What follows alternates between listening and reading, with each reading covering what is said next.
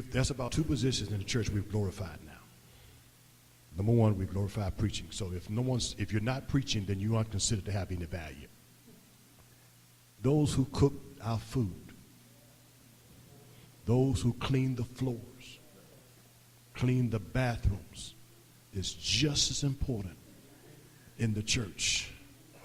How can I stand up and preach to people and they can't even go to the bathroom because it's dirty? The other position that we've glorified that I struggle with is this position. I got nothing against it. Let me be clear. I got nothing against it. Y'all heard that right. I got nothing against it. But I'm concerned about how we have taken off on this armor bearer thing. Everybody got to have an armor bearer. First lady got to have an armor bearer. But don't you need somebody to wipe the sweat off your brow? I mean, we've almost gotten to the place. And again, I'm not knocking the armor bearer because I think it has a place. But we've almost gotten to the place that armor bearers need armor bearers. And it's only, and what's happening is we've glorified that position and overlooked that little old lady that had to struggle to get out of her car in the snow.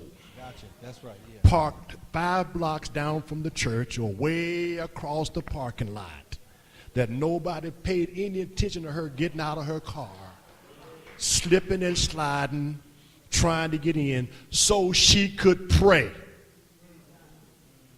Wow. Her purpose, I just want to get in the house of God and pray for my pastor. Wow. And nobody paid any attention to her. Glory to God, yeah. But there's a parking place. That's right. For the first lady's armor bearer, for the armor bearer's armor bearer. And I got nothing against that.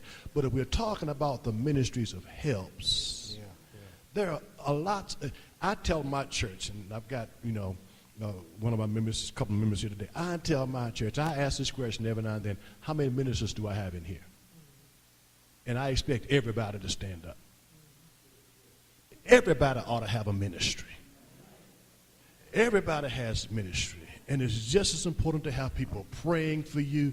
It's just as important to have people being sure that the bathrooms are kept clean, being sure that someone has the kitchen is being kept clean, being sure that whatever paper towels are going to the restroom and there's no paper towel. Try going to the bathroom and there's no toilet paper. There are folks who will.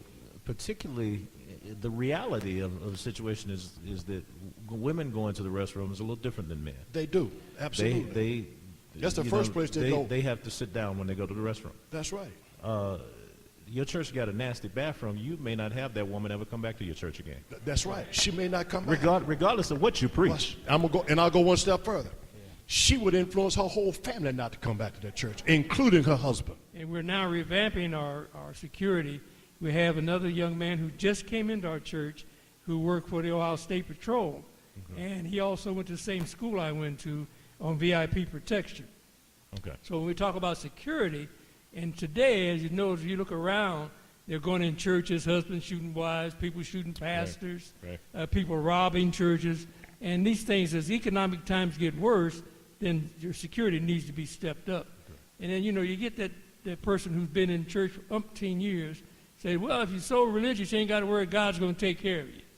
Well, hold on. God gives us various things to use to take care of us. Okay. So we're going to revamp our security, and what we're going to do is use certain ministries to help us.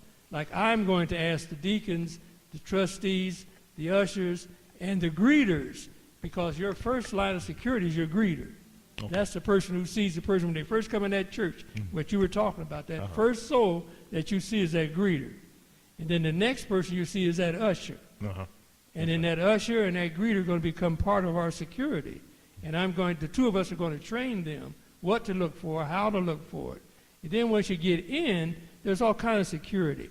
Like we're going to make sure we protect the first family, the pastor and the first family. We're assigning people to do just that. And there's ways to get them in and out of there if there's a fire or natural, whatever it is. Okay. We'll do that. Then if we have a visiting bishop, one of you guys come, we're going to make sure you get in and out. You may get hurt, but it won't be as great a grace.